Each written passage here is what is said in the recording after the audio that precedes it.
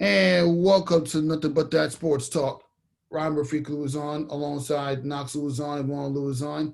We're still self quarantined here in New York City.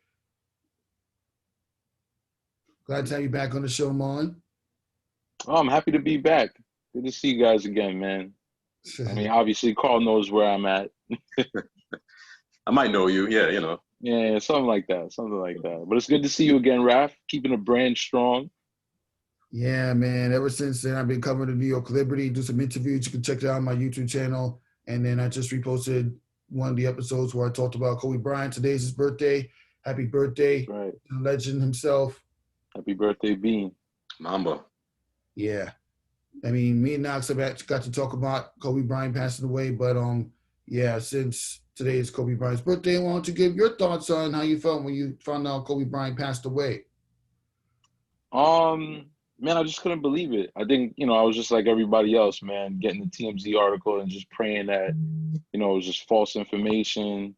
But, the whole circumstances, it's still devastating to this day. I mean, everything that's happened this past year, it's been a crazy year. And just look back and think like, we lost Bean, and Mambasita as well. It's just, it was just hard news. I miss him every day. I'm not even an athlete, man. Like, now I wasn't the biggest fan growing up, but I have memories of watching basketball through Kobe Bryant. I first started watching the NBA once he dropped 81 points. I'll never forget. Shout out to Franklin and Trey Whitfield. He had the newspaper. He was like, "Oh yeah, 81 points. That's the most we've seen in our lifetime."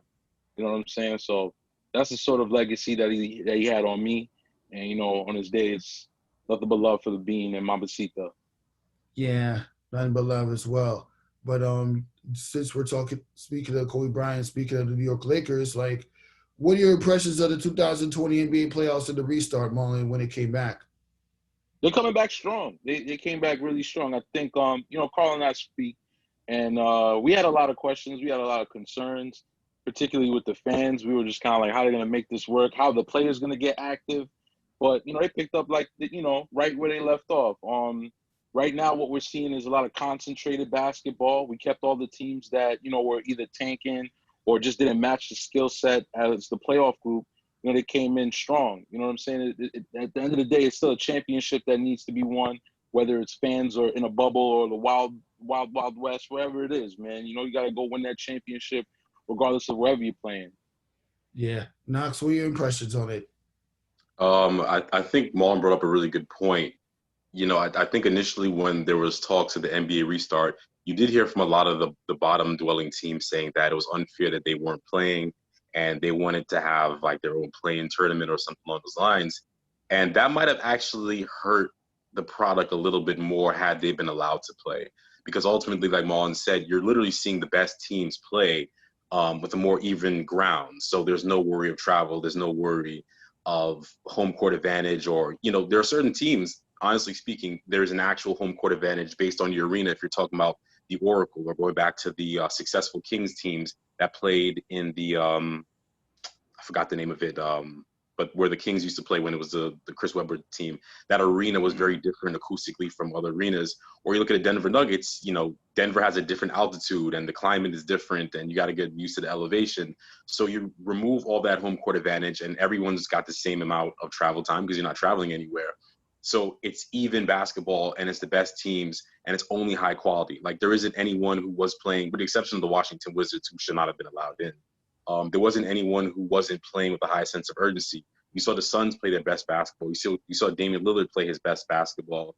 You saw T.J. Warren play his best basketball. You saw a lot of guys and a lot of teams who understood, look, I'm going to play my best because I'm going against another team's best.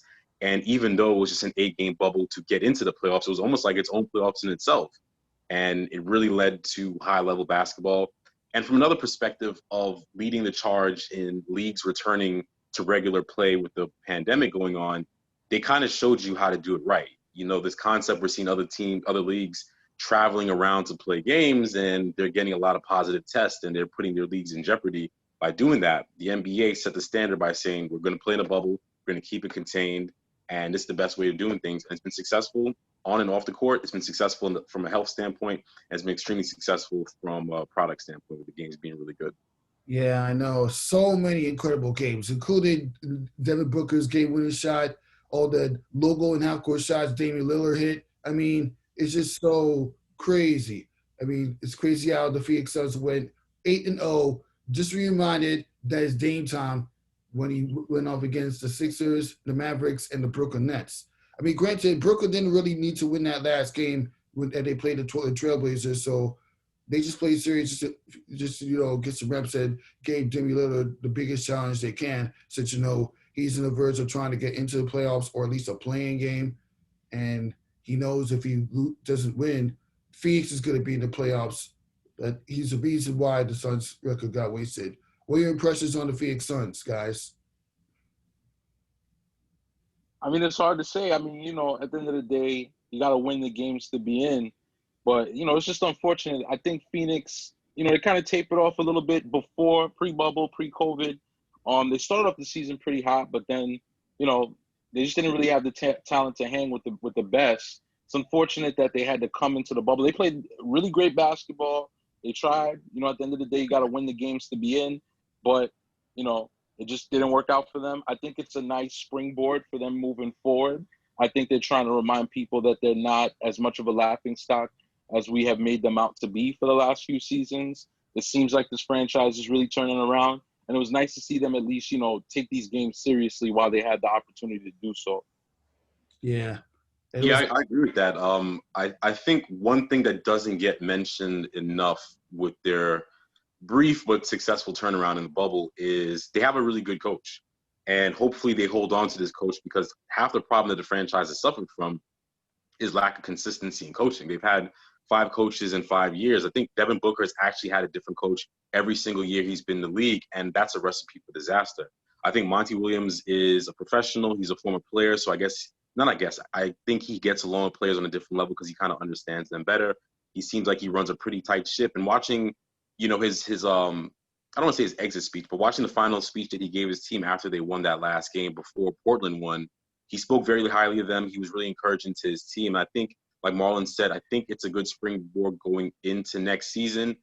They do have talent, and they have more talent than a lot of other bad teams. But like I mentioned before, they're missing direction, and they're missing some stability at some positions. If they can either give the mantle of point guard to Ricky Rubio and stick with that, and commit to Monty Williams and saying, no matter what happens along the path, you're our guy, we're going to stick with you, and just reassure Devin Booker that they recognize he's a star, and they recognize that he has superstar potential, and give the necessary pieces around him. They let DeAndre Ayton develop. They can actually be not just a playoff team within a season, but an actual consistent playoff team. One of those teams that are in it every year hoping to become an eventual contender. They can really do that within another year and a half if they just stay the course that playoff success that they had from the bubble now. Yeah, and you got to admit, the Phoenix Suns, they turned things around. They caught a lot of people's attention. The fact that they're able to be the only team to never lose in the bubble, that's saying something, even if it does come at a bad effort to make the playoffs. I mean, it was a good effort, but when I say bad, I mean the fact that you couldn't really get the job done because you had to rely on other teams to lose. Right, but like Marlon said, you have to win the games that are put in front of you. And also, not so much that they were able to go undefeated, they just played better basketball. Yes. They played the floor. They used Devin Booker more efficiently. At a point in time, a couple of years ago, they were literally running him as a point guard to set up plays for other players. And I mean, that made no sense because it doesn't play to the strengths. But you saw in the bubble, yes, he brought the ball up. Yes, he might have initiated the offense, but it wasn't his job to get guys going. He essentially passed the ball off. They spaced the floor really well with Cam Johnson. Mikal Bridges really stepped up, played a lot better. I just think they played a more consistent, cohesive, and effective form of basketball. And regardless if they had won 8-0, if they went 8-0, they went 4-4, the product they put on the court was much better than they were putting on the court before. Yep. Yeah, without question. And yeah, it's playoff time. Of all the teams that are down 3-0, the Brooklyn Nets, the 76ers, and the Indiana Pacers, which team do you see turn things around or at least get a couple games before they get eliminated, since no team has ever come back to win a playoff series in the NBA? It happened a couple times in hockey. It happened once in baseball, but it's never happened in the NBA. And you're playing in one location, so who you think is going to turn things around? Well, Carl's saying zero. I would have to agree. I think if anyone can win a game, it might be Indiana. It looks like they're trying to get Sabonis back on the court. With that being said, I don't know how they contain Duncan Robinson or Jimmy Butler at this point in time. I mean, we don't even need to go over the story. We don't even need to go over the headline and coverage of that, particular matchup. Jimmy Butler is playing with a mission. You know what I mean? This is what he comes to do. He needs to remind the league and put the league on notice that he's not just this basket case of a basketball player or this person who's just a bully. All he wants to do is be around guys who want to keep playing at the highest level possible. And they're putting the Miami Heat on notice this season by making a statement against the Indiana Pacers and letting them know that no matter how talented that they are, as much as the Warren being in the bubble and doing whatever he can is not anywhere near the skill level that Jimmy Butler puts on him. Exactly. And it may be a different roster from back when they duked it out in the playoffs in 2012 to 2014, but Miami always seems to have their edge over the Indiana Pacers regardless of the roster changes. Yeah, I think that if there's to the original question, if there's anyone who can win a game, it should be Philadelphia, but they're just an absolute train wreck and they're waiting to be dismantled at the season's end, so it's not them. I think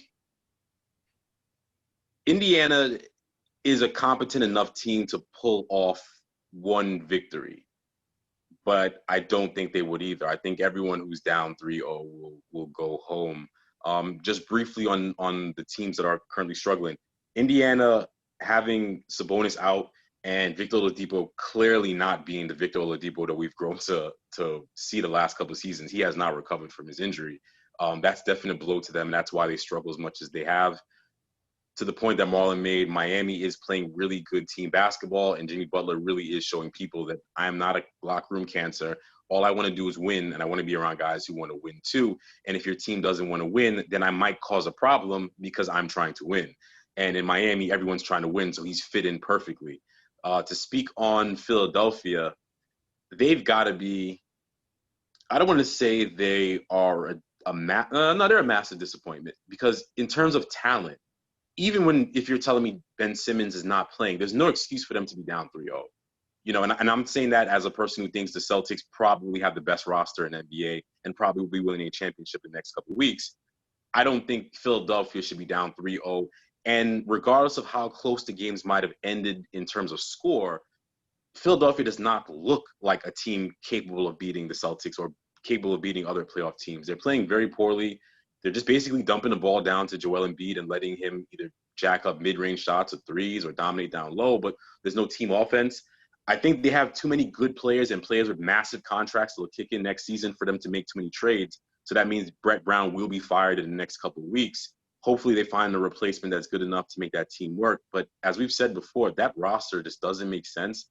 Al Horford's been a massive disappointment, as you should have expected, by signing a 34-year-old to a 4-year max contract. Not sure what the thought process behind that was. We never really got a chance to see Ben Simmons play the 4 like we were promised because now he's injured, he's not playing, and it just doesn't work. And it's pretty embarrassing to think that you guys were one basically travel game-winning shot away from going to the NBA Finals, and now you are getting swept out of the first round. Yeah, actually conference finals, but okay. Conference finals, yeah, sorry, that's what I meant to say. Yeah. It's crazy. The Philadelphia 76ers, and that was back when they did have Jimmy Butler, but Jimmy Butler played for the Miami Heat. And they're on the verge of taking out the Indiana Pacers again. Yeah, the Sixers are looking like they got it wrong all across the board. Yeah. Yeah.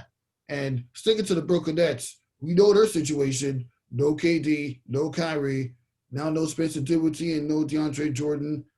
But they managed to make it work. They've had a pretty decent NBA bubble run. I mean, they defeated the Milwaukee Bucks. They defeated the Los Angeles Clippers. I mean, granted, they didn't really need to win those games all that much, but the fact that they managed to win when they didn't really have all their roster against the Milwaukee Bucks, you got to give it to the Brooklyn Nets. You got to give it to them.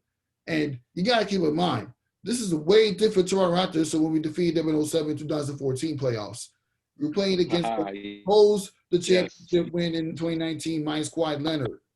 Additionally, Ronnie Hollis Jefferson. This Brooklyn Nets team reminds me a lot of two different points. One being the importance behind having vets on your team. I mean, obviously not everybody's going to have a Vince Carter, but when you got a guy like Garrett Temple, who's been in the league, competent player, you know what I'm saying? Never really showed to be a basket case on any franchise.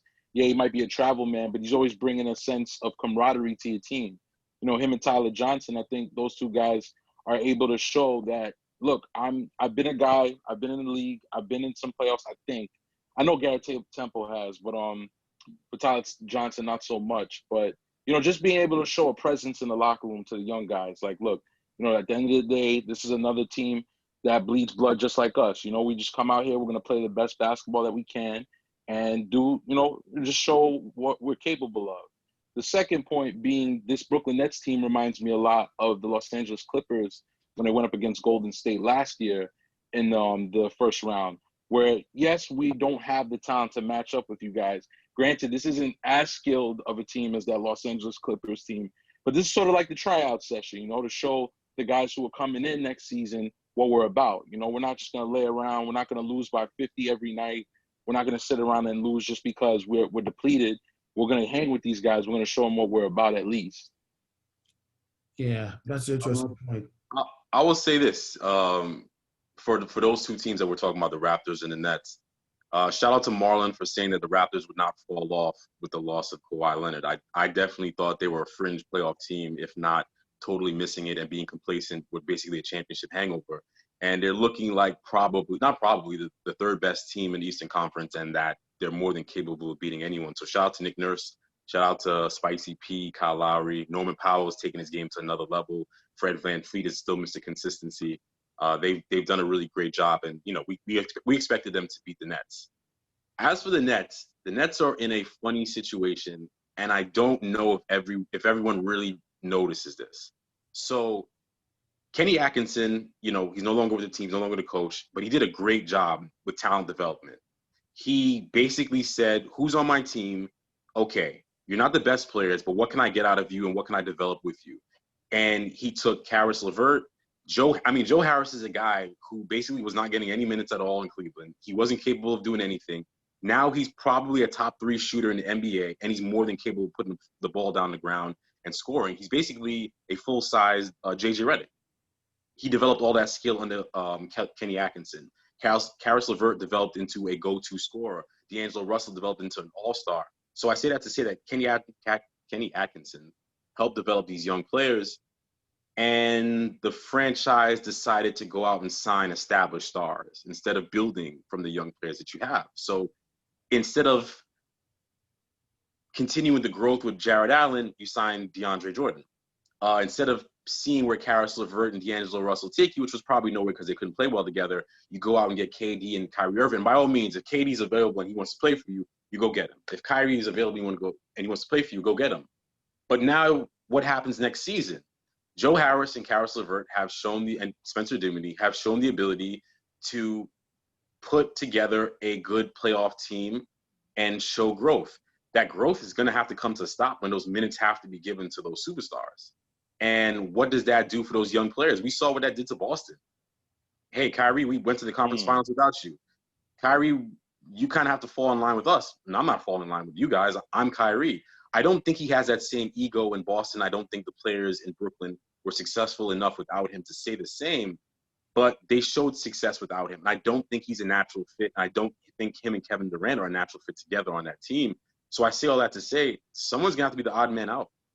They're probably going to have to trade Dinwiddie or LeVert or Harris. And I don't know if that necessarily leads them to winning a championship, because we don't know what Kevin Durant and Kyrie Irving bring to the Brooklyn Nets, but we do know what Spencer Dinwiddie, Karis LeVert, Joe Harris, and Jared Allen bring to the Nets. And that's a lot of potential, and that's a lot of growth. That growth might come to an end when those superstars have to hit the court and play next season. Yeah. Real quick question to you, Carl. Do you think that with Karis LeVert's increase in playmaking, I have seen an uptick in his assists in his last few games since being in the bubble. Do you think if he keeps that in his repertoire next season with Kyrie and KD coming back to the roster, do you think that ensures that he gets to stay? Or do you think that helps the team grow? Do you think that helps facilitate his position as a player in that court? I think that he has I know he has a personal relationship with Kevin Durant, so I doubt he's going to be the odd man out. I think the organization recognized that him and Kevin Durant have a off the court relationship, so I think he's good. And I agree that his ability to play make helps him. I mean, going back to Michigan, he's always been a guy who needs the ball in his hands to be effective. And it doesn't necessarily mean he's a Chuck. It's just that he needs the ball to be effective. That's just his best brand of effective basketball. I just think that between him, Joe Harris, and Spencer Dinwiddie, someone's got to go because, and even Jared Allen, someone's going to go or someone's going to be traded or assigned somewhere else. I just don't think there's enough minutes and reps for all those guys, and all those guys bring something to the court. It might end up being to the benefit of the team, but I just think there's going to be an odd man out, or maybe two. Yeah, and it's going to be tough to see any of those players go because if you kept them around, you're going to need backup in case Kyrie Irving and or Kevin Durant suffers another injury. Yeah. Not to mention, they still got 2 years left on their contract. Well, 3 if you count the additional year that they can also re-sign. But let's not forget, this team is expected to be one of the top teams in the Eastern Conference, at least. If not the NBA, at least in the Eastern Conference. Because we don't know if Philadelphia's going to stick together this long. We don't know what's going to happen with Indiana. And, well, as good as the Miami Heat playing, who's to say that they won't be able to surpass them? Do you guys think that the Brooklyn Nets as constructed with the addition of Kyrie and Kevin Durant are a championship team? And do you think it's going to work? And by work, I don't mean necessarily win a championship, but go to the finals at least. Yes. Yeah, I mean, we saw what KD did in his 11 minutes just before his untimely injury. I mean, he was scoring left and right. Nobody could stop him in that short window of time. Yeah. I do think so. I think that's enough talent for them to at least see some success to get to the finals once in the Eastern Conference. I think if Giannis is serious about leaving this Milwaukee Bucks team, I think that kind of opens the door up a little bit for Brooklyn to get that championship. I think even if Giannis does sign and extend his contract over in Milwaukee, I still do think that Brooklyn could get themselves one NBA Finals appearance with their roster. I think Milwaukee's extremely beatable. And when I say beatable, I just mean in terms of I think another good team can knock them off. I don't think they'll ever be upset. But I don't think they're a dominant NBA team by any means. So I think it's feasible for the Nets to go to the finals. I just don't know. I think Kyrie and KD is an odd mix. It kind of reminds me of Carmelo and Amari. If I gave you the NBA talent pool and I said pick 2 players to play together, I don't think you'd ever pick those 2 guys to play together. And I don't think you would have the best chances with both of those guys coming off basically season-ending injuries. But I do think they're talented enough as individuals to carry a team to conference finals. I just don't know. We're all Brooklyn Nets fans, so we all want them to be successful. I just don't know how successful they'll be. Yeah, and let's not forget, when Amari and Melo came together, Amari's been to conference finals a couple of times, but Kamal Anthony only been to 1 conference finals. That's basically as far as both those teams went before coming together to New York Knicks to only 3 playoff appearances and 1 playoff series win. That's basically it. Speaking of the New York Knicks, they disappointed us in the draft again. Why do you say they disappointed you? I mean, come on. Number 8, they were projected number 6. Number 8, the best you can get in number 8 is Cole Anthony. I mean, for what I've heard, Cole Anthony could be decent, but let's see what happens. Like, what are your impressions of the way the draft lottery went the other day? I'll let my brother go first. Well, I have a strange theory. I think Minnesota's going to try and play that pick to try and get Devin Booker over there. I mean, maybe I sound weird. All of those guys have been on the cover before with Cat, Russell, and Booker. I think I think for Phoenix they might be looking. I don't know if I want to shake this roster up just yet, but I don't know. Stranger things have happened. I really feel like Golden State and Minnesota are going to play the market. I don't know if whomever they choose 1 or 2, or even if they decide to trade the pick before the draft itself, I think they're really going to consider shopping those picks. I think that's a good idea, and I think Minnesota should, by all means, shop that pick. I think there is no generational talent to be found in this NBA draft. That's a fact. You'll find an all-star. You'll find some good players. There's no guy who's going to change the league. So you should absolutely shop that pick. I don't think Phoenix agrees to the number 1 pick. There just isn't a worthy successor for Devin Booker to give up on. The Golden State Warriors, 100%, I think will shop that pick. I think Milwaukee better be very careful. The worst that could happen is the Bucks take an early exit and Giannis says, hey, this isn't going to work. Chris Middleton's not showing up in the playoffs again. And Golden State's sitting there at number 2 saying, hey, here's the number 2 pick. Let's make this deal happen. That being said, conspiracy theories aside, Minnesota just has to kind of draft the best player possible. It puts them in a real odd situation because James Wiseman's a big man. You don't want to double up with him and Karl Anthony Towns. LaMelo Ball has great potential, and he's a true prospect. God knows him and D'Angelo Russell will be the worst defensive backcourt in sports history.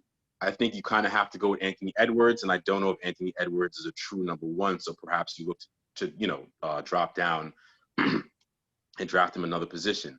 As for the Knicks and the delusional Knicks fan base, honestly, being projected to go 6th and going 8th is not the worst thing in the world. Oftentimes, it's kind of better to watch teams above you mess up and you benefit from their errors with whoever drops down. Your roster is so void of talent outside of R.J. Barrett and Mitchell Robinson. The truth is you should be happy with anybody you get, and you should work to develop them. The one good thing that benefits the Knicks is there's a ton of point guards to be had this year, and all the point guards on the Knicks roster are terrible. So anyone you get has greater potential and upside than anyone that you have. That's a good thing. I don't think they should entertain trading it. I think they should just watch the teams above them and see what errors they make, and then just get the best. I mean, at this point in time, just get the best player possible. If you can trade up and get Anthony Edwards, if you can trade up and get, I don't know, get the best player possible. The Knicks are terrible. Yeah. I mean, the way this conversation's been going, this feels like a pretty much anybody could be number 1 or anybody could be number 2 out of the players you just mentioned. It's not like last year where it's a Zion Williamson sweepstakes and New Orleans managed to pull that off. It's just, I don't know. Anything can happen in the NBA draft if it's coming October 6th. Assuming that doesn't get delayed along with the free agency and the start of next season, because there already talks about delaying next season due to the attempt to bring fans back in the arenas. What are your impressions on that? It might be for the best, I think the NBA was really excited. I'm sure Silver was excited to have all of this restart. And when they put a plan in place, it was just within hopes of just making sure that players don't test negative for COVID. Everything runs smoothly. So maybe it is for that. I trust his decision making. If he wants to delay it a little bit, push it back, get to a comfortable start time for next season, hey, we got basketball in August. I never thought that that'd be playoff basketball in August at that. I didn't think that'd be possible. So whatever he thinks is best, I'm with it. I agree. I trust Adam Silver's decision making. I think he makes the best decisions from a personnel standpoint and from a business standpoint. If the NBA is going to go into September, October, there really is no rush to start in December. You can start in January or whenever. And as much as we as fans have enjoyed non-arena filled sports, that's not good business. They absolutely have to have fans in the arena for a multitude of reasons. As I always remind people, everyone says, well, this athlete makes money and they don't need it. Yeah, but what about the vendor who works at the arena?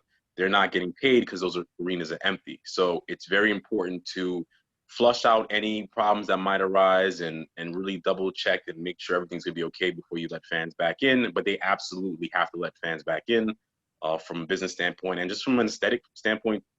Also from an aesthetic standpoint, we can only fans watch sports digitally from arena for so long. We kind of want to see fan interaction. We want to hear the crowd noise. It does play a factor into these games, so whatever Adam Silver decides, I think it will be best for business. And I think if it's not, he'll say it's not and he'll make the proper corrections.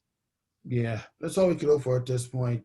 But Yep. Yeah, the New Orleans Pelicans, as I touched up on earlier, what are your impressions on?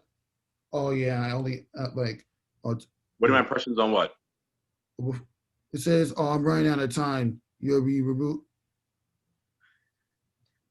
What is the impressions on what? You gotta. Yeah, It's instead of running out of time. you don't stop talking because something pops up on your screen. You gotta keep talking through. Yeah. What are your impressions on the New Orleans Pelicans and Zion Williamson? I think first off, I don't really agree with them firing Alvin Gentry. He's kind of put in a tough situation. So Zion's on a minute cap, but your team is actually in a playoff hunt, and people need to watch him play, and he needs to get his reps in. So what is the right answer? Do you sit him? Because what the average fan doesn't see is his plus or minus was terrible. He was actually really bad. Yes, he scored. Yes, he dunked. Yes, he's exciting. Yes, he has the it factor. But if you're trying to make the eighth seed and you're a couple of games out of it, and a guy is just literally not giving you anything positive on the court, you kind of have to sit him. So I think that obviously that's not a long-term thing. I think he'll eventually become a better player. And enough hasn't been said about the poor play of Lonzo Ball. He's been atrocious. I say that respectfully. He just has not been a good basketball player. You can't average single-digit points, near equal assists as turnovers, and you're talking about a point guard who shoots 40% from the free throw line, below 35% from three, below 40 from the field, doesn't drive, he doesn't finish at the basket, doesn't shoot consistently. He's their main problem. They need an upgrade at point guard. Yeah. What you think, Mon? There's a massive turnaround with that Pelicans franchise in the last, I'm like, sorry to cut you off, but I got to shout out to Brandon Ingram. He most improved player in the NBA. And it's not just contract ball. He definitely improved his game. Mm-hmm. He's putting the Lakers on notice. He wants to let them know, hey, you guys should have never gotten rid of me. I could have played alongside LeBron way more than some other people who weren't removed from that franchise. Not saying any names, but with that being said, the Pelicans have just had such a polarizing turnover rate. Not even just on the court. I mean, yes, they've turned over the ball quite a lot, but off the court, to go from having Rajon Rondo, DeMarcus Cousins for a serious playoff run, I think about 3 years ago at this point in time, to losing both of them, then just having Anthony Davis and Drew Holiday in a pretty, rough season, not making the playoffs, coughing up a lot of points on the defensive end. Anthony Davis is gone now. You pick up a few of the guys from the Lakers roster, you get Zion. Zion goes out. You get back to the bubble. You have an opportunity for a playoff run, and you blow it. Just like what Carl was saying too, it's a tough spot. Zion didn't play as well as we hope. With that being said, maybe this is the move moving forward. I think Alvin Gentry might have needed to reevaluate or look for a better situation for him. I don't think this is a team that could really benefit from free fire offense or just kind of this freelance offense and going along with the flow and letting guys score whenever they want. I think this is a team that really needs to buckle down defensively and get some time, at least some timely stops. No one's saying they need to be like the Lakers in a point differential. But with that being said, you want to be able to at least stay in front of a guy. Yeah. That's all. Especially when you consider they have literally one of the best defensive players in the NBA in Drew Holiday. Yeah. And you have to kind of watch him and you realize he had to take a step back defensively because it's I can't be the only person defending, for 82 games or for 48 minutes. It's a really good point that you brought up with so much turnover. They literally had a pretty decently structured playoff team that was able to go to the second round and lose to the champions. No shaming that. And then bit by bit, they lose pieces, and now they're in this rebuild that's kind of ugly, but they have this superstar. So it's a very odd situation. They're one of the teams that I'm not sure I'd really want to be in charge of. How do you manage Zion, who's literally a walking injury away from a career trajectory or being a massive superstar? I don't know how well him and Brandon Ingram will be a tandem going forward. They have Jahlil Okafor, who's a former lottery pick, just sitting on the bench. They're a really odd team, and they're kind of hard to figure out. They don't play a particularly good style. I think you're right. Alvin Gentry going – well, I don't think he was just in taking the blame. I think you're right in saying that maybe they need a different direction, and maybe he needed a different direction in coaching a different team.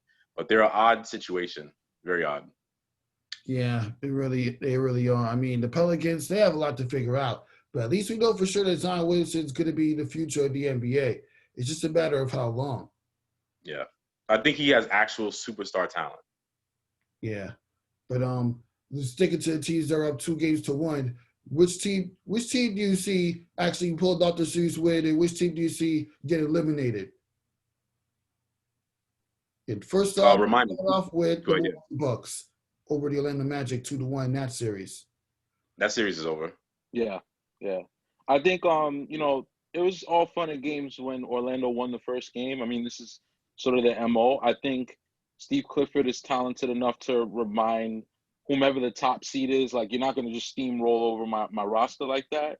Yeah. And Vuk is balling out of Yeah. his mind, making Brook Lopez just look pathetic down low. But with that being said, when all the jokes are over, I think when you look at Milwaukee, they might have wanted to kind of have the crowd reaction. This is a big season for them. Game one was a little bit rough, but they're right back on track. They're going to steamroll those guys. Yep. Agreed. Rockets and Thunder. Massive win last night. Massive win for OKC. I think that one will go to the distance. I might be wrong, but I think it'll go to distance. I can't see Chris Paul bowing out very easily to a team that he played for just last year who traded him. So, and I think James Harden is, as he's always been, top 3 players in the NBA. If Russ comes back, then Houston should win fairly easy. If not, then it should go 6 or 7. 7. Yeah. I mean, and shout out to Oklahoma City. They're number 2 in rebounds. And it showed last night. Once they're able to control the boards, and you have a team like Houston who, is really dedicated on small ball, maybe too much dedicated on small ball. The difference shows in a game like last night. They got to OT and got it done. Yeah.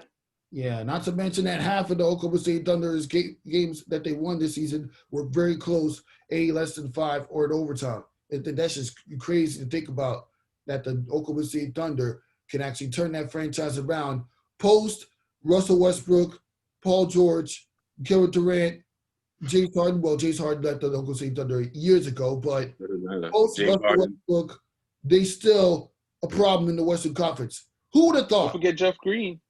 I mean, he's been playing very well for Oklahoma. Carmelo Anthony, Serge Ibaka. Jeez. Yeah. Yeah, but we already talked about how bad the Oklahoma State Thunder lost in their playoff series against the Jazz when Melo, Paul George, and Russell Westbrook was on. Remember when we talked about it back when it was nothing but that people talk about? Come on, man. Yeah, early days. Speaking of Utah, we got to give a lot of props to them. They're leading the postseason in points per game, 124 points. Leading the postseason in field goals, 50%. Donovan Mitchell steamrolling. Leading all players in scoring. And he played really well. He's got the range on his shot now. He literally came back an improved player this year compared to last playoffs. Exactly. And since we're talking about the Jazz, do you see them finishing out the Denver Nuggets, or will Denver turn things around? I gotta say, go ahead. Carl, you got it. No, go ahead. I gotta say, it's looking like Denver's fool's gold. I think this roster that we're seeing, I think with Mike Malone, I think he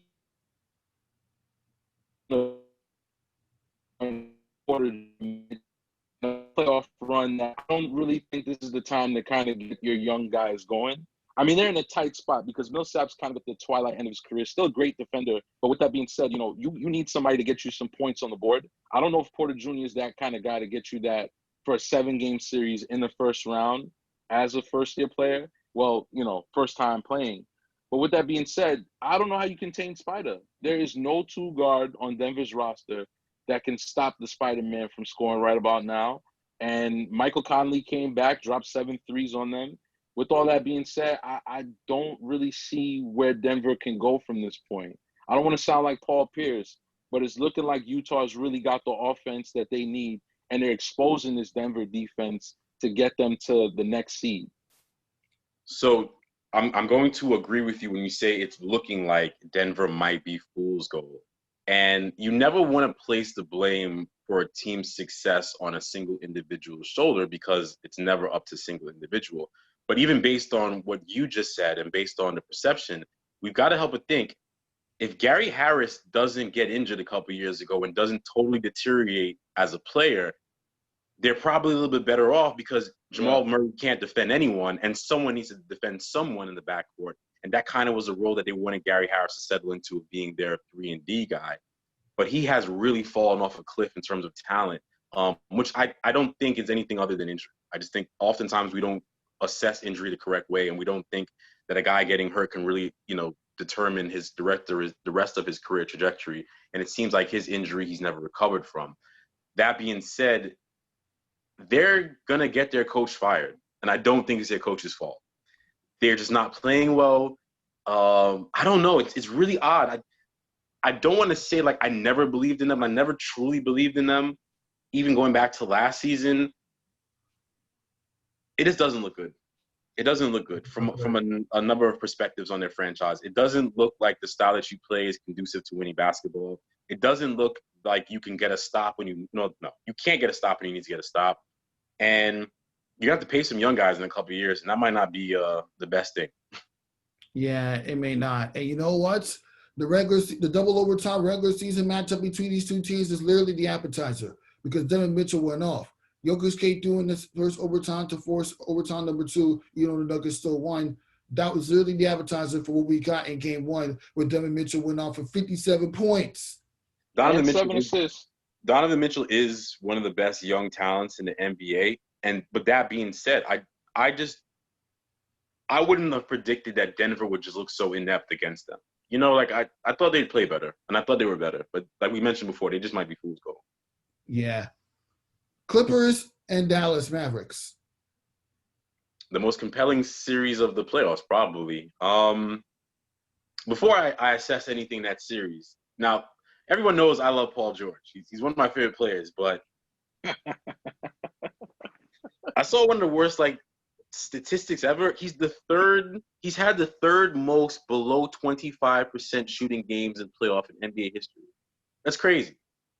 It just means pretty much you're not a really clutch postseason performer. They're going to go as far as he goes, as far as he takes them. Kawhi Leonard is the most consistent all-star we've ever seen. He's going to get you his numbers. He's going to do his thing. Patrick Beverley's going to be Patrick Beverley. Everyone else is just going to be who they are. Paul George, if he plays like pre-injury Paul George from the Thunder, the Clippers will steamroll everyone who gets in their way. If Paul George plays like every other version of Paul George, with the exception of that Thunder Paul George, they're going to be gone in the next round. Yeah, exactly. Not to mention Luka Doncic's injury. Yeah, I mean, I think they'll beat the Mavs regardless because the Mavs also don't look like they're interested in playing defense. But I think whoever they play in the next round, the Clippers will beat easily. I mean, and the Clippers will lose to if Paul George doesn't step up. Yeah. Marlon? I think all jokes aside, Paul George does benefit from being a quality two-way player. So granted, even though he has those dubious offensive games, I think this Clipper roster at least affords him the opportunity to show up defensively so it doesn't look like a total waste of a roster spot with the way that he plays. I think for the Clippers, this is sort of like it's kind of like the audition for them. This is the first time they have everybody all in one house with all one mission. Nobody's injured. Everybody's really trying to get into their groove with playing alongside one another. And Dallas is probably the perfect for that. They're not an awful team by any means. They're a bit erratic on both sides of the floor. But with that being said, I think the Clippers will be able to get it done easily. Carl, you might be right, though. I don't know what they're going to do in the second round. Yeah. I think one thing that hurts their team, and I'm not saying this to say Doc Rivers is not a good coach, but I think oftentimes Doc Rivers doesn't have a good idea, a proper perspective of who his team really is and what his team is doing on the court at times. He kind of has that Greg Popovich stubbornness to him where it's like, I play the way I play and I don't really make adjustments on the fly. That is like a recipe for disaster. You kind of have to be able to make adjustments on the fly. So they're the second seed. So that means the next round they would play whom? Utah, Denver. Nuggets. Yeah. They'll beat the Jazz pretty easily, so I take that back. You think so? Maybe. I think Paul. I'd like to believe once Paul George gets out this round, he's going to be guns blazing. So you're probably right about that. Yeah, they might sweep Utah. Yeah. And one last series, the Lakers and the Blazers. You think the Lakers are going to finish them off, or Damian Lillard is going to probably pull off an upset. So if there's one thing, off the air that Carl and I always talk about when the playoffs come around, catch him at a barbecue or something like that, you know what I mean, kitchen table, he'll always say this. He'll always say, you expect players X and Y to win 4 games compared to players A and B. And I feel like that's probably the best way to explain this Blazers-Lakers series.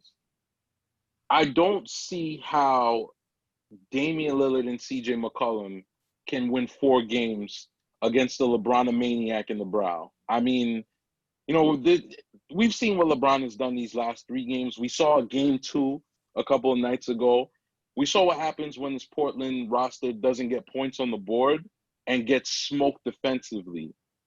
I think that's probably the biggest concern for the Trailblazers team. And for the Lakers, they got to be feeling pretty good. I mean, game 2, LeBron did only put up, 10 points? 10 And points. they ended up winning the It was game the by third 20. Yeah. You know what I'm saying? I think that's probably That's a the really best bad case sign. scenario. That's a really What was bad that, Carl? sign. That's a bad sign. It's a bad sign. That's not Yeah, good. That's not good.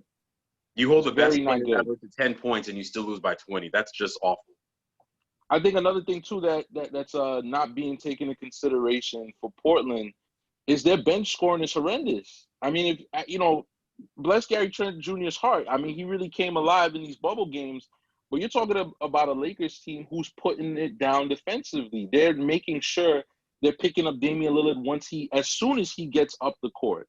You know what I'm saying? As soon as CJ gets up the court. And those guys will get their points. They're not getting 40 right about now, but they're getting their 28 to 30s. What's Gary Trent going to do? He's not going to do much. You know what I mean? Wendell's not going to do much. That bench is not going to – it's not enough. It's not enough. I mean, the Lakers, they're still trying to find their stride too. I know it was all fun and games when they won game 1, but, I mean, what are you going to do when the LeBron and Maniac runs wild on you? That's the question that remains every season. And now you're talking about Anthony Davis. Once we saw he only put up 3 field goals in the first half of last game, he came back and did what he had to do. Yeah. I think that you want to say something, Raph? Yeah, I said the Lakers, a LeBron James team's always going to turn things around in the first round. LeBron don't lose in the first round. And he's only lost 3 series where the team has led 2 games to 1, correction. And you all remember what happened when LeBron teams led 2 games to 1. You remember what happened in 2010. You remember what happened in 2011. You remember what happened. Come on, man. You remember what happened? Too many times to count. The first time. Every other time, LeBron James has pulled through. It's LeBron. I will say this. Mm-hmm. I know Carl has always said that time will come where LeBron is going to have to drop off. Time will reach up to him at a point in time where it won't look like the same man that we've seen all these years. But it ain't this series. It ain't looking like it. I don't know about this series. And I love Dame. So I know Dame is your boy, and I mean, we all love Dame. Dame's a great player, and you should always love great players if you love basketball. I think that the point that you made that I constantly say oftentimes is it's basically a race to 4. Who can win 4 games first? That's what it is. And you look at the 2 rosters and you say, well, I don't see how these guys win 4 games before those guys win 4 games. The problem with Portland has always been the same problem with Portland. They have 0 perimeter defense. It's not that they don't have they don't have any perimeter defense. Not one single player who can go out there and stop someone or slow someone or hinder someone on the perimeter. You will not win many playoff series until you have perimeter defense. They brought Trevor Ariza in to do that. He's a washed-up player, unfortunately, that was not really going to make a big difference, and he didn't play. Damon and CJ, for all their strengths offensively, are not particularly great perimeter defenders. And you saw last night, LeBron got to the rim whenever he wanted to get to the rim. And once he gets to the rim, whenever he wants to get to the rim, he's either going to score, pass, dish out to 3, dish to a cutting player. Until Portland sews up their perimeter defensive problems, they're just never really going to be a true contender. And they'll always get hot, and they'll always be entertaining, and they'll always be fun. And, nothing against them in terms of their entertainment value and their worth and talent as players. But you can't really want to be a true contender until you sew up your perimeter defense. And the truth is, Yusuf Nurkic has definitely stepped up. He's definitely become a better player. He looked really gassed in yesterday's game. So his conditioning's probably just not there because he just probably hasn't gotten enough reps in for the season. Hassan Whiteside has faded to black as he tends to do from time to time. He's kind of been proven and figured out to be a guy who just kind of stat hunting. Like, I'm trying to get my blocks, trying to get my rebounds. I'm not really trying to play within the flow of the offense or the defense in order to actually make an impact on the game. And I say all that to say that I never thought Portland would even win a game, and I don't think they'll win another one. Yeah, it's just the Lakers. LeBron's teams are just too tough. I know LeBron's been in the playoffs in 2 years, but this is still the same LeBron that we know and love from the amount of years that he puts into these playoff teams, from the Miami Heat to the Cavaliers. And now to the Lakers. I'll say this, though. Anthony Davis has to start asserting himself earlier, and he has to start asserting himself with his size. He is bigger, better, faster, stronger than every other big in the playoffs right now, and he just continues to play small. There were a couple of plays in the last game where it's like LeBron hits him for this pick and roll, and he picks and pops. Dude, you're bigger than everyone. Flush it. Take it to the rim. You're going to draw contact. You're going to get a foul. Finish strong. Don't settle for that jump shot. That jump shot is not always going to be there. But your size, it's not going anywhere. Your skill is not going anywhere. I know he had this massive growth spurt where he basically went from being a 6'3" point guard to like a 6'10" power forward / center. But you are bigger and more skilled than everyone who plays your position. Outwork them. Give them that physicality. Show them your size. Play big. Yeah, exactly. But which NBA Finals matches you see is going to happen, Marlon? I'm going to have to say Lakers and Bucks. I think while once the Lakers dispatch Portland and go up against Houston, I think that'll be a 7-game series. I think they're going to have some serious questions going up against Westbrook and Harden with that guard spot. That's going to give them a hard time. I do think the bigs will kind of help them out, get them past that. And then, the matchup that we've all been waiting for all this season, the Battle of LA, I can't imagine LeBron doesn't show up to that. And once they get there, it's, going up against Milwaukee. Milwaukee on the Eastern Conference side, I think it's the Celtics that they really have to look out for. I think that's a 7-game series. There's no Kyrie. There's no worry about, personnel and what's going to happen. I think Kemba Walker is a very much likable guy and a consistent guy at that. You don't have to worry about the injuries with him. You don't have to worry about the drought of scoring. You don't have to worry about the pouting and the pick and rolls or whatever Kyrie was talking about once he got to Boston. I think this is a guy on a mission, and I think once they reach the Bucks, I think we're going to see a 7-game series there. Yeah. What makes you think the Bucks will beat the Celtics? When I say that, like, what do you think the Bucks will do that'll eventually make them win that series? I think it's a matter of containment. I really think Middleton might be able to give Jason Tatum or Jaylen Brown the fits that they would need to get the drop in scoring that could keep Milwaukee up. Granted, yes, Boston is doing something pretty historic with having 3 20-point scorers. And, Tatum at any point in time could get 35 if he really wanted to. And Brown, don't sleep on Brown either. And Walker. So maybe I'm talking out of my point here. So I have said Bledsoe and Middleton might be able. Mm-hmm. No, yeah. I just figured, I think Milwaukee's defense can kind of dispatch them enough to put them ahead. I think Boston versus Milwaukee is basketball at its finest. I think you're talking about 2 really good, innovative head coaches. I think you're looking at 2 really good rosters that are constructed very differently. It's a foregone conclusion that in the Western Conference, barring some injury, we should be getting LA versus LA, and the better team will win. Again, I think if Paul George plays like Paul George, the Clippers should be on their way to the finals. But if not, and if Anthony Davis remembers that he's 6'11", 7 feet, and he's not 6'3", the Lakers should be able to beat them. On the Eastern Conference side of things, I really think Boston has the ideal roster. You see they lose an all-star in Gordon Hayward, and it's like, hey, we don't miss a beat. We got Jaylen Brown. We got Jason Tatum. We have Kemba Walker. We have Marcus Smart.